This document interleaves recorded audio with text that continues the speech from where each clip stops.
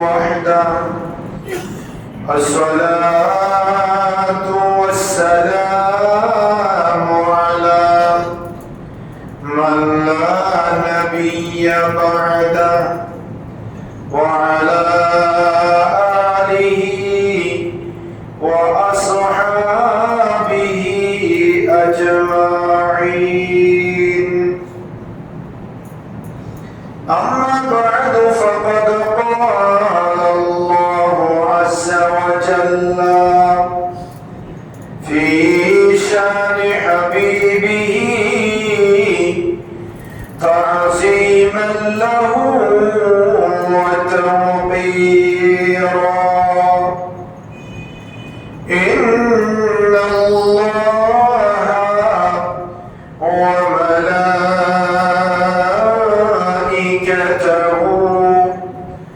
يصلون على النبي يا أيها الذين آمنوا صلوا عليه وسلموا تسليما. صلى الله على وآله وأصحابه. صلى الله على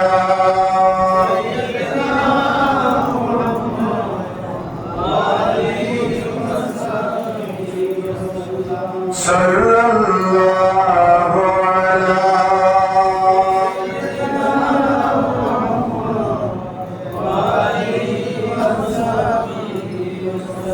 بلغ العلا بكماله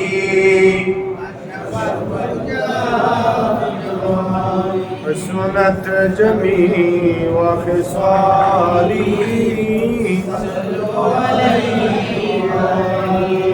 بلغ العلا بكماله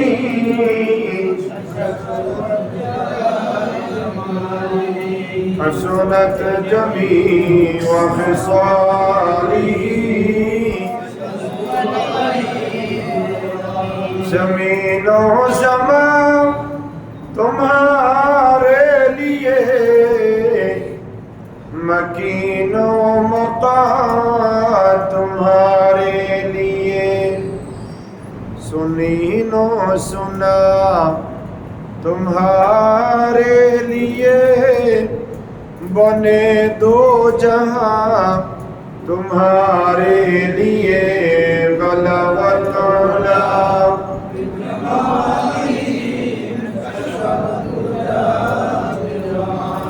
حسنت جميع وخصاله.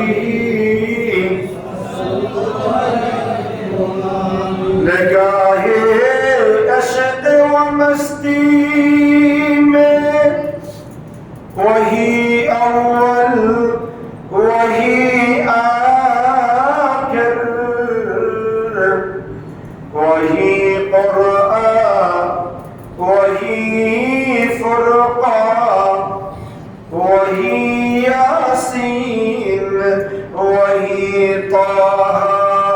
بلغ العلا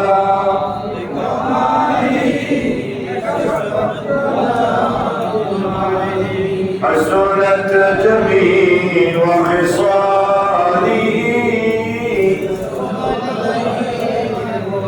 أعوذ بالله من الشيطان الرجيم. بسم الله الرحمن الرحيم. ولقد أرسلنا موسى بآياتنا وسلطان مبين. صدق الله مولانا العظيم وبلغنا رسوله النبي الأمين ونحن على ذلك لمن الشاهدين والشاكرين والحمد لله رب العالمين.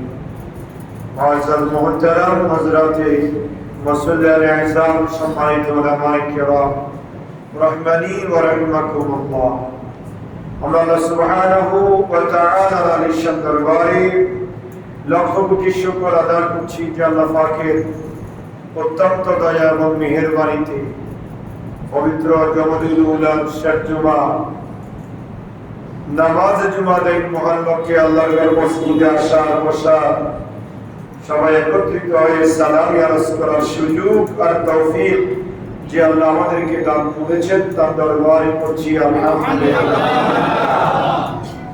আর লক্ষ দরুদ ও সালামের হাদিয়া প্রেরণ করছি সোনার মদিনায়, কামলিওয়ালা নবী, নুরুন নবী, হায়াতুন নবী, ইমামুল আম্বিয়া নবী, সমস্ত নবীদের নবী, জান্নাতের মালিক নবী মুহাম্মদুর রাসূলুল্লাহ সাল্লাল্লাহু আলাইহি ওয়াসাল্লামের নূরি দরবার সোনার মদিনায় উচ্চ আওয়াজে আরেকবার করছি আলহামদুলিল্লাহ। মুহতারাম হাজিরিন, আমাদের আলোচনার বিষয় হচ্ছে কোরআনুল কারীমের 40 নম্বর সূরা, সূরা মুমিন। আমরা গত জুমায় সূরা মুমিনের আলোকে হাশরের ময়দানের সংক্ষিপ্ত দৃশ্য, সংক্ষিপ্ত অবস্থা, সূরা মুমিনের 11 নম্বর আয়াত থেকে প্রায় 23 নম্বর আয়াতে কারিমা পর্যন্ত হাশরের ময়দানের সংক্ষিপ্ত অবস্থা আপনাদের সম্মুখে বর্ণনা করেছি। হাশরের ময়দানে আল্লাহ রাব্বুল আলামিন হাকামুল হাকিমিন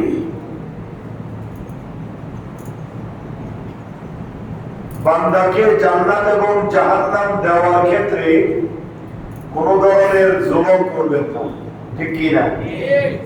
আল্লাহ তো কোন ক্ষেত্রে কোন মানুষের উপর, আল্লাহর কোন সৃষ্টির উপর জুলুম করেন না, কিন্তু আল্লাহ আবার বারবার এটা বলছেন, আমি আল্লাহ কারো প্রতি কোনো জুলুম করি না। হাশরের ময়দানে আল্লাহ জুলুম করবেন না, যে যা করেছে আল্লাহ তাকে তাই দিবেন। আমরা এই ব্যাপারে গত জুমায় শুনেছি। তার পরবর্তী আয়াতে কারিমার মধ্যে আজকে তৃতীয় পর্ব সূরা মুমিনের, তার পরবর্তী আয়াতে কারিমার মধ্যে আল্লাহ বান্দাকে কিছু কথা সম্বোধন করে বলছেন, ঈমানদারদেরকে। কাদেরকে? আল্লাহ বলছেন, আওয়ালাম ইয়াসিরু ফিল আরদি ফায়ানজুরু কাইফা কানা আকিবাতুল লাযিনা কানু মিন ক্বাবলিহিম। আল্লাহ বলছেন, তারা কি দেশ বিদেশ ভ্রমণ করে না? আওয়ালাম ইয়াসিরু ফিল আরদ, তারা কি দেশের ভিতর ভ্রমণ করে না? যে ফায়ানজুরু, তারা কি দেখে না কাইফা কানা আকিবাতুল লাযিনা মিন ক্বাবলিহিম, যে তাদের পূর্বপুরুষদের কি অবস্থা হয়েছিল। এটা আল্লাহ কাফেরদেরকে সম্বোধন করে বলছেন, যারা হাশরের ময়দানকে অস্বীকার করে, যারা কিয়ামতকে অস্বীকার করে, আল্লাহর শাস্তিকে অস্বীকার করে, আল্লাহর বিধানকে অস্বীকার করে, আল্লাহ তাদেরকে সম্বোধন করে বলছেন যে তারা কি দেখে না তাদের পূর্বপুরুষের কি অবস্থা হয়েছে। কাফের মুশরিকদের পূর্বপুরুষ কারা? ফিরআউন, নমরুদ, হামান, সাদ্দাত, এরা হচ্ছে কাফের মুশরিকদের পূর্বপুরুষ। কথা বলেন ঠিক কিনা? এরা, এদের অবস্থা কি হয়েছে আল্লাহ বলছেন, দেখো বান্দা, কানুহুম আশাদ্দা মিনহুম কুওয়াতান ওয়া আথারান ফিল আরদ, তোমাদের পূর্বপুরুষেরা তোমাদের চাইতেও দুনিয়ার জমিনে শক্তিধর ছিল, অনেক প্রতাপ ছিল। কথা বলেন ঠিক কিনা? ফিরআউন, নমরুদ, সাদ্দাত, হামান, তাদের প্রতাপ কি কম ছিল? তাদের শক্তি কি কম ছিল? তারা অনেক শক্তিধর ছিল। ফিরআউন তো বলেছে, আনা রাব্বুকুমুল আ'লা, আমি তোমাদের বড় খোদা। এরা খোদা পর্যন্ত দাবি করেছে, নিজেকে আল্লাহ দাবি করেছে। নাউযুবিল্লাহ। আল্লাহ বলেন, কানুহুম আশাদ্দা মিনহুম কুওয়াতান ওয়া আথারান ফিল আরদ, দুনিয়ার জমিনে তাদের শক্তি, তাদের কীর্তি, তাদের ক্ষমতা তোমাদের চাইতে আরো কি ছিল? বেশি ছিল। ফাআখাযাহুল্লাহু বিযুনুবিহিম, তাদের গুনাহের কারণে, তাদের অহংকারের কারণে, তাদের গর্বের কারণে, তাদের অন্যায়ের কারণে আল্লাহ তাদেরকে ফাঁকদাও করেছেন, করেন নাই? নমরুদকে ছোট্ট একটা মশা দিয়ে দুনিয়ার জমিন থেকে শেষ করে দিয়েছেন। ফিরআউনকে পানিতে ডুবিয়ে শেষ করেছেন। সাদ্দাতকে আগুনে পুড়ে শেষ করেছেন। এভাবে এক একজনকে এক একভাবে আল্লাহ ধ্বংস করেছেন। আল্লাহ বলছেন বান্দা শোনো, কেন আমি তাদেরকে ধ্বংস করেছি? ফাআখাযাহুল্লাহু বিযুনুবিহিম, তাদের অপরাধের কারণে, তাদের গুনাহের কারণে, তাদের অন্যায়ের কারণে তাদেরকে আমি দুনিয়ার জমিন থেকে নিস্তানাবুদ শেষ করে দিয়েছি। ওয়া মা কানা লাহুম মিনাল আরদি মিন ওয়াক, আল্লাহ বলছেন বান্দা শোনো, আমি আল্লাহর ফাঁকদাও থেকে, আমি আল্লাহর দলা থেকে তোমাদেরকে রক্ষাকারী দুনিয়াতে আর কেউ আছে নাকি? ওই যে কথাটা বলেছিলাম না, কিয়ামতের ময়দানে বাঁচার কোনো উপায় নেই।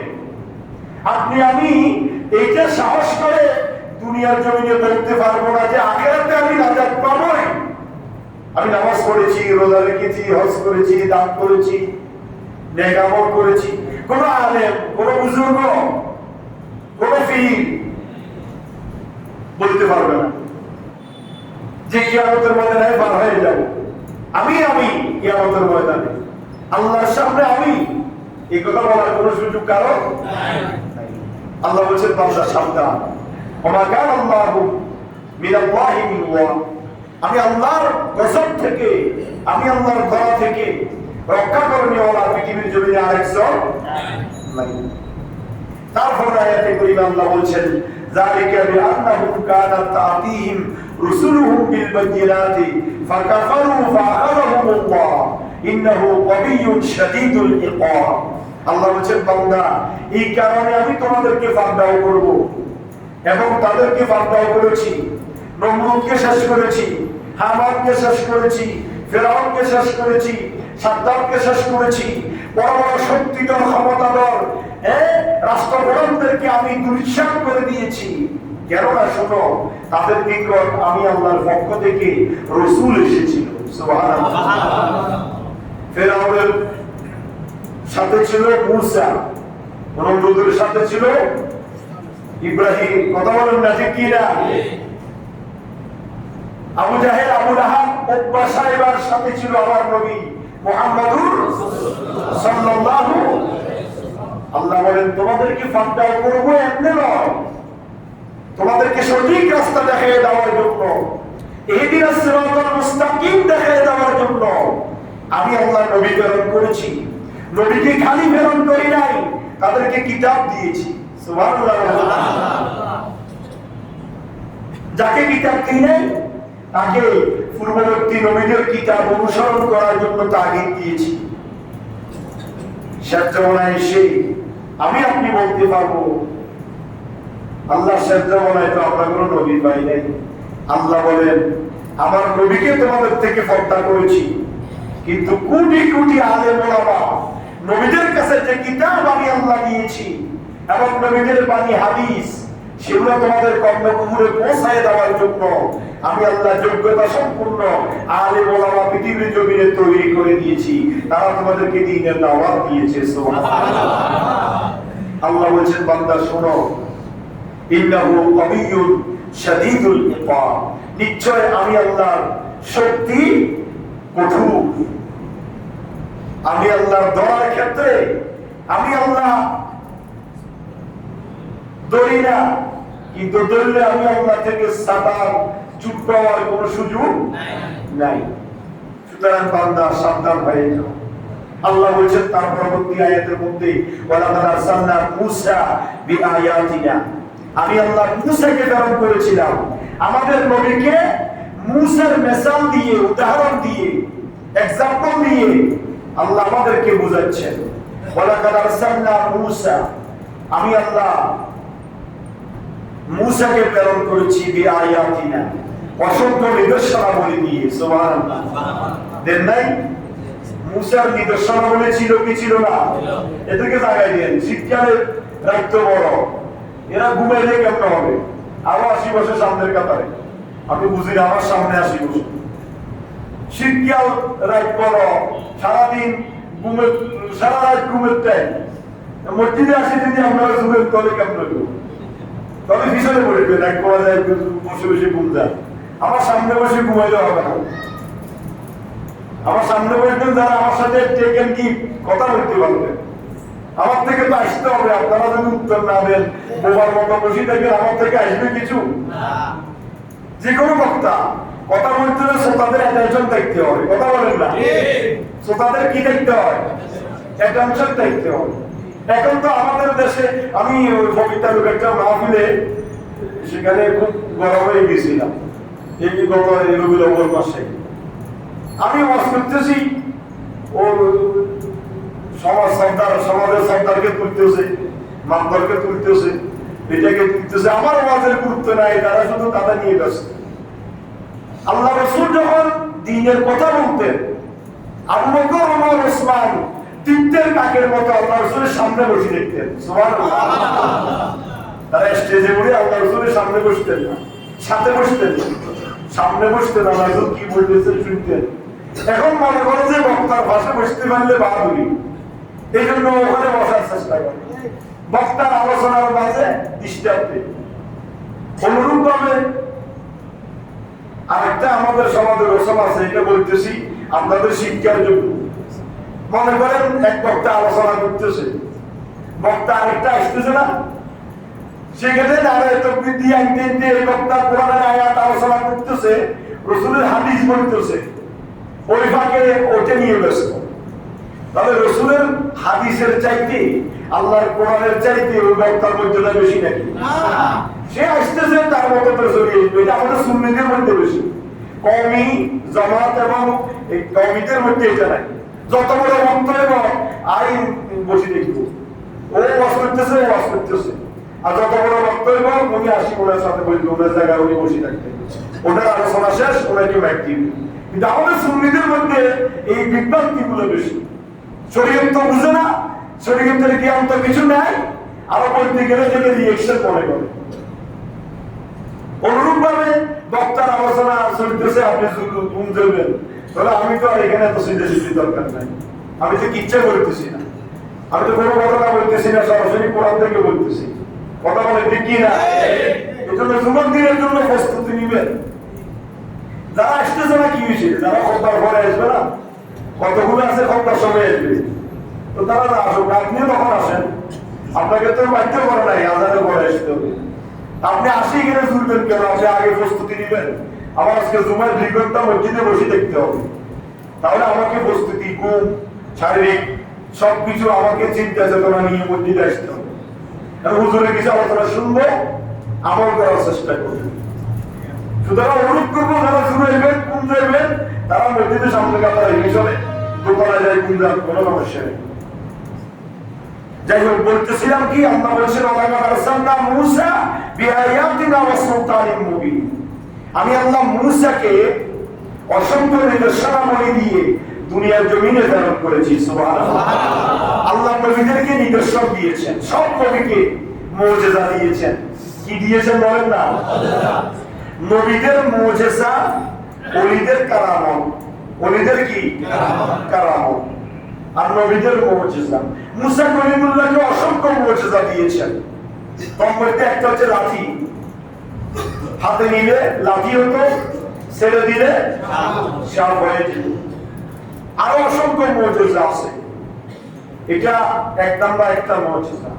এইভাবে আল্লাহ বলছেন বিআয়াতিনা, আমি অসংখ্য মুজিজা কাকে দিয়েছি?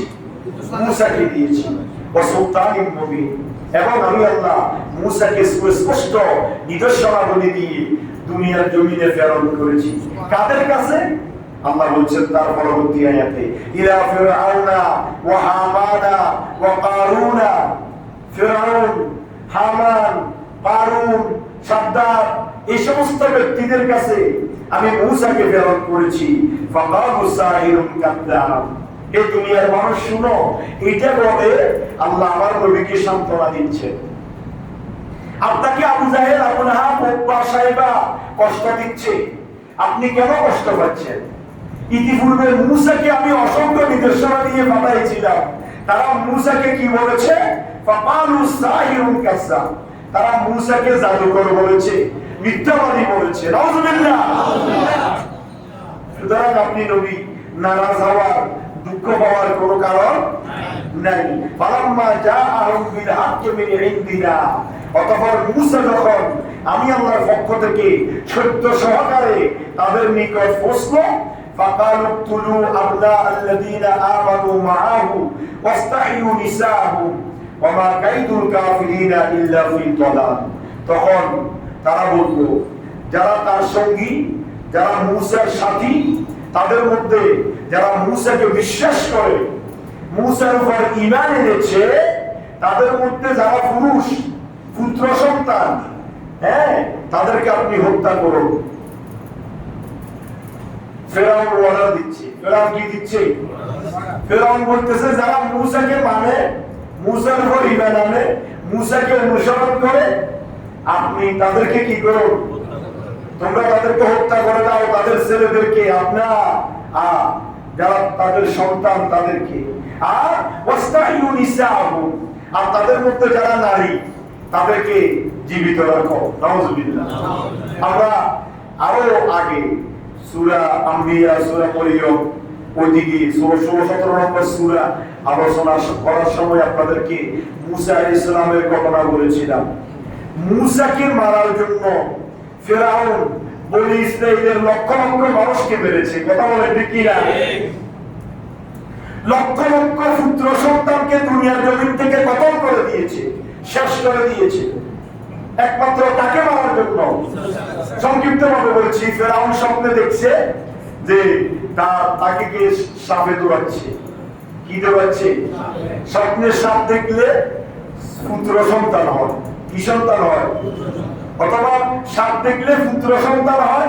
সাপে দৌড়াচ্ছে দেখলে শত্রু আপনার পিছনে আক্রমণ করছে। এটা হচ্ছে স্বপ্নের তাবির।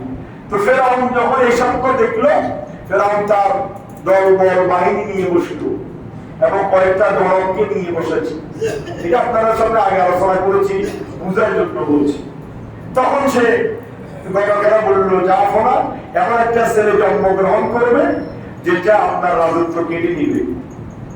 আপনার রাজত্ব, আপনি এখন প্রধানমন্ত্রী, আপনাকে প্রধানমন্ত্রিত্ব থেকে ফেলে দিয়ে সে প্রধানমন্ত্রী হবে, দেশ পরিচালনা করবে। সুতরাং এটাই আপনি স্বপ্ন দেখেছেন। তখন ফেরাউন অর্ডার করেছে, আজকে থেকে যত ছেলে হবে সব ছেলে কি করা হবে? কতল মেরে ফেলা হবে। যত মেয়ে হবে সবাই কি থাকবে? জীবিত। এই আয়াতে পরিবার এখানে একটু সংক্ষিপ্ত ভাবে আল্লাহ হিজ দিয়েছেন। ফালাম্মা জাআহুম বিল হাক্কি মিন ইনদিনা ক্বালু ইকতুলু আল্লাযীনা আমানু মাআহু ওয়াস্তাহিউ নিসাআহুম ওয়া মা কাইদুল কাফিরিনা ইল্লা ফি দালাল। আল্লাহ বলেন, কাফেরদের ষড়যন্ত্র আমি আল্লাহ মুহূর্তের ভিতরে দুলিশ্বাত করে দিই। সুবহানাল্লাহ বলেন। দুলিশ্বাত করে না আল্লাহ? মূসাকে মারার জন্য শত শত বনি ইসরাইলের ছেলে মেরে ফেলেছে। একাধারে 1 বছর মারার পরে একজনে বলল, যা ফোনা, এই একটা ছেলেকে বাঁচার মানে মারার জন্য লক্ষ ছেলে আমাদের দেশ থেকে কি হয়ে যাচ্ছে? শেষ হয়ে যাচ্ছে। বনি ইসরাইলের এই ধরনের ছেলেগুলো যদি আমরা মেরে ফেলি, তাহলে আমরা কাজের লোক কোথায় পাবো? পুরুষ কোথায় তালাশি করে পাবো? তো ফেরাউন বলে, কি করতে হবে? তাহলে যা ফোনা, এই কি করা যায়? তখন ফেরাউন বললে, 1 বছর মারবে আর 1 বছর কি রাখবে? জীবিত রাখবে। 1 বছর শুধু মেরে ফেলবে। 2026 সালে শুধু ছেলে মেরে ফেলবে, আর 27 সালে মারা দরকার হবে না। এইভাবে অর্ডার করে দিলেন। 1 বছর যখন গেল, ফেরাউন আবার বলে, এই দেখো, যে ছেলেটা কে মারার জন্য বনি ইসরাইলের লক্ষ লক্ষ ছেলে মেরে ফেললাম, সেই ছেলেটা জন্মগ্রহণ করছে কিনা, মারা গেছে কিনা তোমরা আবার দেখো। আবার জ্যোতিষী গণকেরা বসলো, বসে দেখে যা ফোনা, যে সন্তানটাকে মারার জন্য লক্ষ লক্ষ বনি ইসরাইলের ছেলে মেরে ফেলেছি, সেই ছেলে জন্মগ্রহণ করেছে, তার বয়স 40 দিন, সে এখন নিরাপদে আছে। আল্লাহু আকবার। এই মূসাকে মারার জন্য ফেরাউন প্রত্যেকটা ঘরে, যে ঘরে গর্ভবতী মহিলা, সেই ঘরে একটা দাত্রী, একটা জল্লাদ, 2টা পুলিশ সরকার কি রেখেছেন? নিয়োজিত রেখেছেন।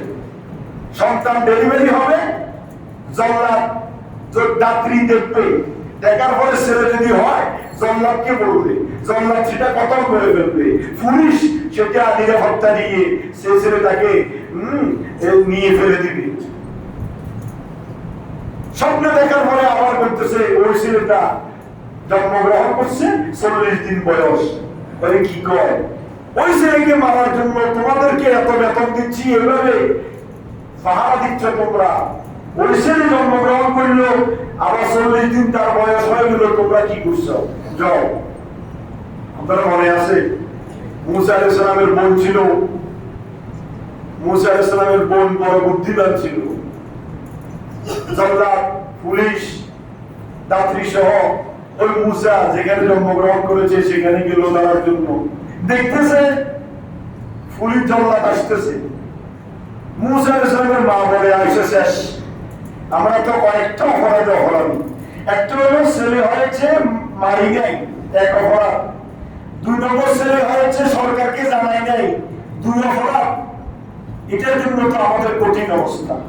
মুসা আলাইহিস সালামের মন ছিল আকলিমা, সে বড় চালাক। যখন ওই জল্লাদার পুলিশ আসতেছে দেখছে, তখন সে তার ভাই মুসাকে জবাব তসুলের ভিতরে ফেলে দিয়েছে। আল্লাহু আকবার। বিশ্বাস হয় না? কিসের ভিতরে? জ্বলন্ত চুলার ভিতরে ফেলে দিয়েছে, আগুন জ্বলতেছে চুলায়। এইদিকে জল্লাদ পুলিশ ডাকতে এসে তদন্ত করতেছে, তোমাদের বাড়িতে ছেলে আছে। তখন সবাই মিথ্যা আশ্রয় নিয়েছে, মা এবং বোন, দেখো তল্লাশি করে দেখো গোটা এলাকা। তো শুনে তো আগুন জ্বলে, শুনে তো দেখার কোনো কি নাই, যুক্তিগত নাই। সব তল্লাশ করে দেখলো না, ছেলে নাই। এই যখন পুলিশ এবং জল্লাদ দাত্রী যখন চলে গেল, মুসা আলাইহিস সালামের আব্বা যান কান্নার সুরে বলছেন, বাবা মুসা। মুসা আলাইহিস সালাম ওই চুলার ভিতর থেকে বলছে, মা তোমার হাতটা দাও, আমি জীবিত এবং সুস্থ আছি, আমি এখান থেকে বের হয়ে আসবো। আল্লাহু আকবার। মুসার মা বলে, বাবা এই জ্বলন্ত আগুনের ভিতর তুমি কিভাবে থাকলে? তখন মুসা আলাইহিস সালাম ওই ছোট্ট শিশু, 40 দিনের শিশু মুসা কলিমুল্লাহ বলছেন, মা আপনি কি আমার দাদা ইব্রাহিম খলিলুল্লাহ, আব্বা ইব্রাহিম খলিলুল্লাহ ওয়াজ কি আপনি শুনেন নাই, বর্ণনা কি জানেন নাই? বলে কি ঘটনা? নবী ইব্রাহিমকে নমরুদে আগুনে নিক্ষেপ করেছে, আগুন নমরুদের একটা চুল পর্যন্ত, গ্যাস পর্যন্ত জ্বালাইতে পারে নাই। যে আল্লাহ ইব্রাহিমকে আগুন থেকে রক্ষা করেছে, আমার সে আল্লাহ এখনো আছে। আমি মুসাকে আল্লাহ সেই চুলের ভিতরে আগুনের মধ্যে আল্লাহ সুস্থ এবং সবল রেখেছে। মুসা আলাইহিস সালামের সাথে ফিরআউনের সাথে ফসল প্রকাশ হয়েছে। এই ফিরআউন, এই সূরা মুমিনের মধ্যে আল্লাহ আমাদেরকে শিক্ষা দিচ্ছেন, বান্দা যদি আল্লাহর দামানকে মজবুতভাবে ধরে রাখতে পারো, দুনিয়ার জমিনে তুমি শান্তি পাবে, মুক্তি পাবে, নাজাত পাবে। আমি আল্লাহ তোমার হব। মাওলাহুল মাওলা ফালাহুল কুল। যার জন্য মাওলা রাজি, তার জন্য তামাম পৃথিবী রাজি। যার জন্য আল্লাহ রাজি, তাকে আল্লাহ রাব্বুল আলামিন রক্ষা করবেন। সুবহানাল্লাহ। মুসা কলিমুল্লাহ ফিরআউন যখন অর্ডার করলেন, প্রত্যেক ছেলেকে কতল করে ফেলো আর প্রত্যেক মেয়েকে কি রাখো? জীবিত রাখো। এই আয়াতে কারিমার মধ্যে তখন আল্লাহ রাব্বুল আলামিন হাকামুল হাকিমিন বলেন, ওমা কাইদুল কাফিরিনা ইল্লা ফি দালাল। কাফেরদের চক্রান্ত ব্যর্থ হবে। আমি আল্লাহ রাব্বুল আলামিন হাকামুল হাকিমিনের হিকমত, কোন কাফের মুশরিক বুঝার কোন ক্ষমতা, সেই শক্তি আমি আল্লাহ কাউকে দিই নাই। তারপরে মুসা কলিমুল্লাহ বলছেন, ইয়া কওমি ইন্নামা হাযিহি দুনিয়া ইন্নামা হাযিহিল হায়াতুদ দুনিয়া মাতা। তখন মুসা আলাইহিস সালাম বললেন, হে আমার সম্প্রদায়, তোমরা শোনো, পার্থিব জীবন কেবল উপভোগের, পার্থিব জীবন কেবল উপভোগ করার জীবন। পার্থিব জীবন এটা সামান্য কয়দিনের। ওয়াইন্নাল আখিরাতা হিয়া দারুল কারার। আর পরকাল হলো স্থায়ী বসবাসের স্থান। সুবহানাল্লাহ। তোমরা ছেলেকে কতল করে ফেলবে, মেয়েকে জীবিত রাখবে, এটা অল্প 2-1 দিনের ব্যাপার। মনে রাখো, পার্থিব জীবন কিছু না, আখিরাত হচ্ছে চিরস্থায়ী। তোমরা আখিরাতকে কি করো? ভয় করো।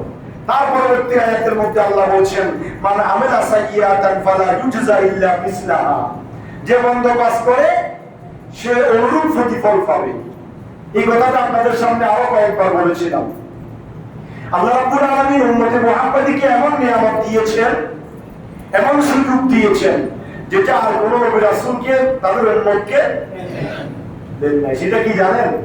উম্মতে মুহাম্মাদে যদি একটা গুনাহ করে, আগে বলেন সুবহানাল্লাহ, আবার জোরে বলেন না সুবহানাল্লাহ। উম্মতে মুহাম্মাদে যদি একটা গুনাহ করে, তার আমলনামায় একটা গুনাহ লেখা হয়। তাও কতক্ষণে? উম্মতে মুহাম্মাদে যদি সকালবেলায় গুনাহ করে, সন্ধ্যা পর্যন্ত লেখার অনুমতি হয় না, যে ফেরেশতা লেখিও না আমার নবীর উম্মত দেখি ফিরে আসে কিনা, তওবা করে কিনা, গুনাহ মাপ চায় কিনা। ওই সন্ধ্যার ফেরেশতা প্রবেশ করবে, দিনের ফেরেশতা বিদায় দিবে। ওই বিদায়ের মুহূর্ত পর্যন্ত যদি কোনো বান্দা তওবা করে ফিরে না আসে, ওই একটা অপরাধের জন্য একটা গুনাহ লেখা হয়। সুবহানাল্লাহ। আর যদি তওবা করে তাহলে ওই গুনাহটা আর লেখা হয় না। সুবহানাল্লাহ। আর যদি একটা নেক আমল করে 70টা সওয়াব তার আমলনামায় লেখা হয়। নেক আমল একটা করেছেন, 70টা সাথে সাথে লেখা হবে, 70 গুণ বেড়ে যাবে সওয়াব। আর গুনাহ একটা করেছেন, লেখা হবে না, সন্ধ্যা পর্যন্ত অপেক্ষা করবে। সন্ধ্যায় গুনাহ করেছেন, ফজর পর্যন্ত অপেক্ষা করবে। দেখা যাক ফজর পর্যন্ত বান্দা গুনাহ থেকে ফিরে আসে কিনা, তওবা করে কিনা। যদি তওবা করে ফিরে আসে, ওই গুনাহটা আর লেখা হয় না। সুবহানাল্লাহ। আল্লাহ বলেন, মান আমালা সাইয়্যাতান ফালা ইউজা ইল্লা মিসলাহা। যে মন্দ কাজ করে সে কেবল অনুরূপ মন্দের শাস্তি পাবে একটা। ওমান আমালা সালিহান মিন যাকারিন আও উনসা ওয়া হুয়া মুমিন। আর যদি কোনো মুমিন নারী পুরুষ একটা নেক আমল করে, ফাউলাইকা ইয়াদখুলুনাল জান্নাহ, আমার আল্লাহ ওই একটা নেক আমলের বিনিময়ে তাকে জান্নাতে প্রবেশ করাবেন। সুবহানাল্লাহ। কার কথা? আল্লাহ। নাকি আমার বানানোর কথা? দেখছেন, গুনাহ করলে একটা লেখা হয়। হাদিসে পাকে আয়াতের তাফসীরের মধ্যে এসেছে, হাদিসে পাকের মধ্যে আছে, গুনাহ করলে সন্ধ্যা পর্যন্ত লেখা হয় না, তওবা করলে লেখাই হয় না। আর যদি বান্দা নেক আমল করে, সে নারী হোক আর পুরুষ হোক, ওহুয়া মুমিন, যদি সে মুমিন হয়, ঈমানদার হয়, ফাউলাইকা ইয়াদখুলুনাল জান্নাহ, আমার আল্লাহ তাকে জান্নাতে প্রবেশ করাবেন। শুধু তাই নয়, ইউরযাকুন ফিহা বিগাইরি হিসাব, ওই বান্দার জন্য বিগাইরি হিসাব, বিনা হিসাবে আল্লাহ অগণিত রিজিক তার জন্য আল্লাহ বরাদ্দ করে দিবেন। সুবহানাল্লাহ। সুতরাং নেক আমল করা দরকার আছে না নাই? কথা বলেন না, নেক আমল করা দরকার আছে না নাই? আল্লাহ রাব্বুল আলামিন হাকামুল হাকিমিন আমাদেরকে ইমানদারদেরকে এই সুযোগ দিয়েছেন। তার পরবর্তী আয়াতের পরিবার মধ্যে আল্লাহ সুবহানাহু ওয়া তাআলা বলছেন, ওয়ালাকাদ আতাইনা মূসাল হুদা, নবী হে আমার আপনি শুনুন, আমি মূসাকে হেদায়েত দান করেছিলাম। আর আওরাসানা বনি ইসরাঈল আল কিতাব, আর আমি বনি ইসরাঈলদেরকে অর্থাৎ মূসা নবীকে একটা কিতাব দিয়েছিলাম। সুবহানাল্লাহ। মূসাকে কোন কিতাব দিয়েছে?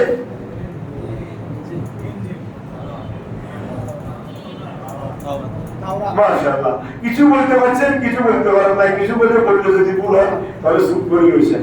আপনাদের কাছে এই ওয়াজ বের করা হয়েছে, কিন্তু ওয়াজ আপনারা মনে রাখেন না। ওই যে আমরা মানুষ, আমাদের অভ্যাস ছাগলের মতো, যা শুনি এমনি থাকিনি, তারপরে কানের লারি শেষ। মূসা আলাইহিস সালামের উপর তাওরাত, ঈসা আলাইহিস সালামের ইনজিল, দাউদ আলাইহিস সালামের জাবুর, আমাদের নবীর উপর কোরআন, ইব্রাহিম আলাইহিস সালামের উপর সহিফা 10টা, ঈসা আলাইহিস সালামের উপর 50টা, আদম আলাইহিস সালামের উপর 30টা, এইভাবে 160টা কিতাব। তার মধ্যে আল্লাহ বলছেন, ওয়ালাকাদ আতাইনা মূসাল হুদা, মূসাকে হেদায়েত দান করেছি, ওয়া আওরাসানা বনি ইসরাঈল কিতাব, এবং তাকে তার উম্মতকে তার জন্য একটা কিতাব আমি আল্লাহ নাযিল করেছি। সেই কিতাবের নাম হচ্ছে তাওরাত। কোন কিতাব বলেন না? মূসা আলাইহিস সালামের উপর তাওরাত আল্লাহ পাক নাযিল করেছেন। সেই কথা আল্লাহ এখানে বলছেন, হুদা ওয়া যিকরা লিউলিল আলবাব, নবী হে আমার আপনি শুনুন, এই কিতাব যে আপনার প্রতি নাযিল করেছি, মুসার প্রতি নাযিল করেছি, ঈসার প্রতি নাযিল করেছি, অন্যান্য নবী রাসূলদের প্রতি কিতাব নাযিল করেছি। তার উপকার কি আপনি শুনে রাখুন, হুদান ওয়া যিকরা লিউলিল আলবাব। এটা একমাত্র বুদ্ধিমান জ্ঞানবান যারা, তাদের জন্য এই কিতাবের যে উপদেশ, সুবহানাল্লাহ। বুদ্ধিমানেরা এই কিতাব মতে চলবে, ইমানদাররা কিতাব মতে চলবে, জ্ঞানী ব্যক্তিরা কিতাব মতে চলবে, কিতাব মতে আমল করবে, তখন আল্লাহ রাব্বুল আলামিন হাকামুল হাকিমিন এই বিনিময়ে বান্দাকে জান্নাত দিবেন। ফাসবির ইন্না ওয়াদাল্লাহি হক।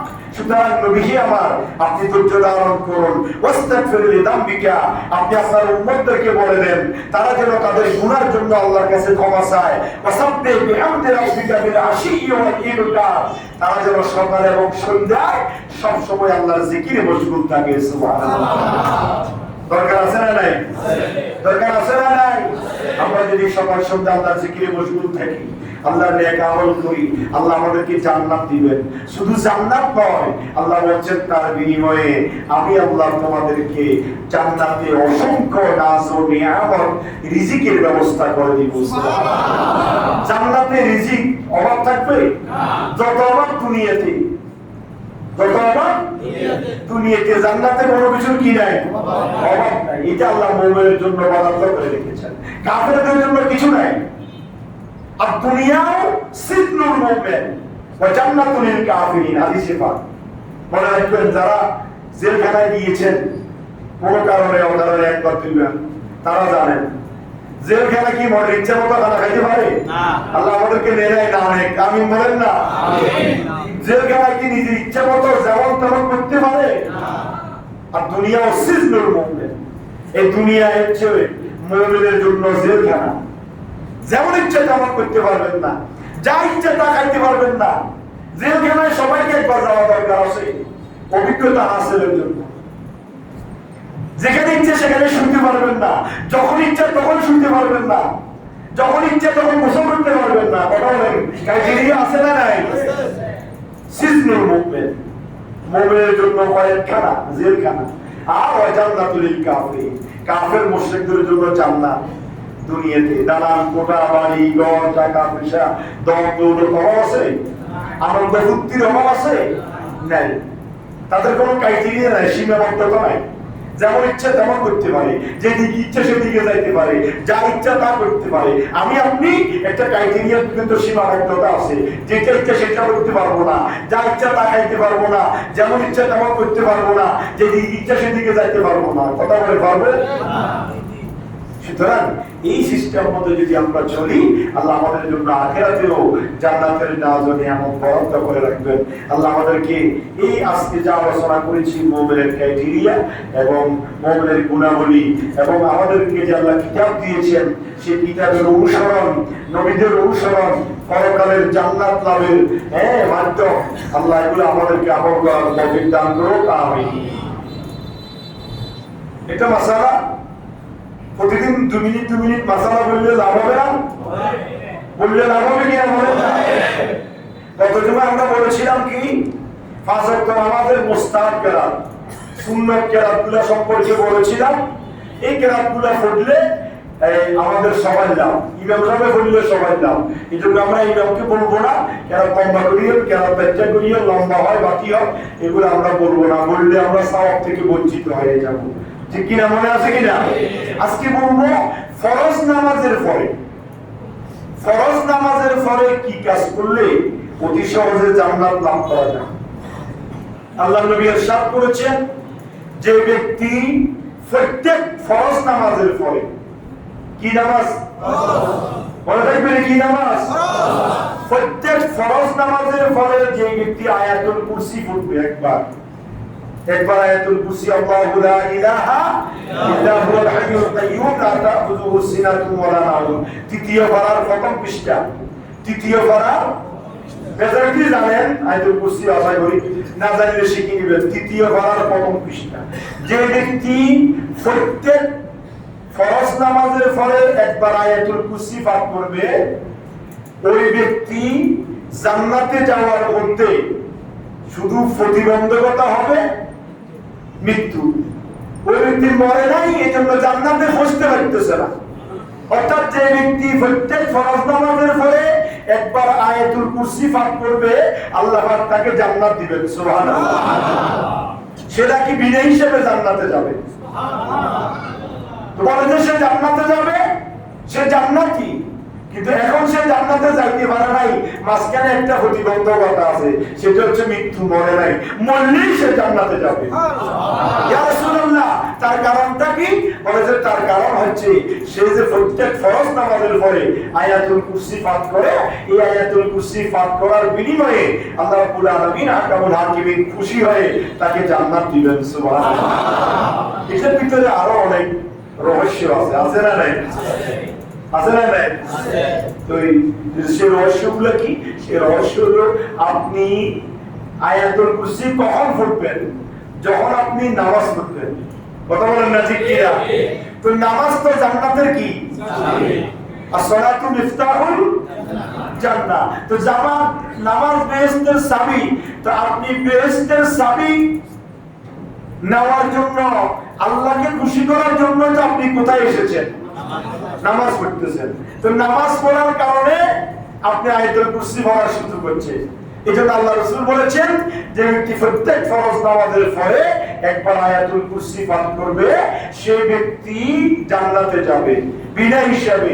এবং সে জান্নাতে এখনো চলে যাচ্ছে, কিন্তু যাইতে পারতেছে না, একটা মাধ্যম মৃত্যু হচ্ছে না। মৃত্যু হওয়ার সাথে সাথে সে জান্নাতের মধ্যে উড়ে বেড়াবে। সুবহানাল্লাহ। এই জন্য আমরা এই মাসালার উপর এই আমলটা আমরা করবো।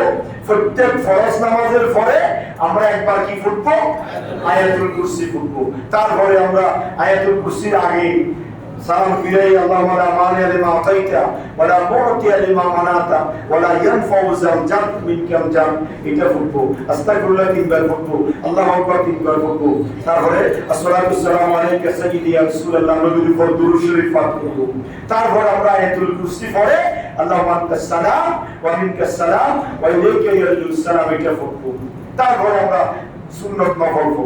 তাহলে এটা যদি আমরা করি, তাহলে আমরা অনেক সওয়াবের মালিক হব, পরকালে আশা করতে পারবো আমাদের জন্য আল্লাহ জান্নাত রাখবেন। কথা বলেন ঠিক কিনা? আমরা তো আমল করার দায়িত্ব আমাদের। জান্নাত দেওয়ালা কে? আল্লাহ। যে জান্নাত পাওয়ার জন্য আমাদেরকে এই আমলগুলো করে যেতে হবে। তো আসুন আমরা যেন 5 ওয়াক্ত নামাজ বা জামাত আদায় করতে পারি। বা জামাত পড়েন, একা একই পড়েন, আয়াতুল কুরসি পড়তে ভুলবেন না। এটা মা বোনদেরকে বাড়িতে গিয়ে ওয়াজ করে দিবেন, বলে শুনো প্রত্যেক ফরজ নামাজের পরে একবার আয়াতুল কুরসি পড়বেন। না পারলে শিখিয়ে দিবেন। কোরআন শরীফের কত পারা? 3 পারা। কত পারা? 3 নম্বর পারার প্রথম পৃষ্ঠা। আল্লাহু লা ইলাহা ইল্লা হুয়াল হাইয়ুল কাইয়্যুম লা তাখুযুহু সিনাতুন ওয়া লা নাওম ওয়া হুয়াল আলিয়্যুল আযীম। এই পর্যন্ত এক আয়াত। এই আয়াতটা পড়ি আপনি পড়বেন, সওয়াবের মালিক হবেন। আল্লাহ আমাকে এবং আমাদের সবাইকে আমল করার তৌফিক দান করুন। আমিন। ওয়া আলাইকুম আসসালাম ওয়া রাহমাতুল্লাহ।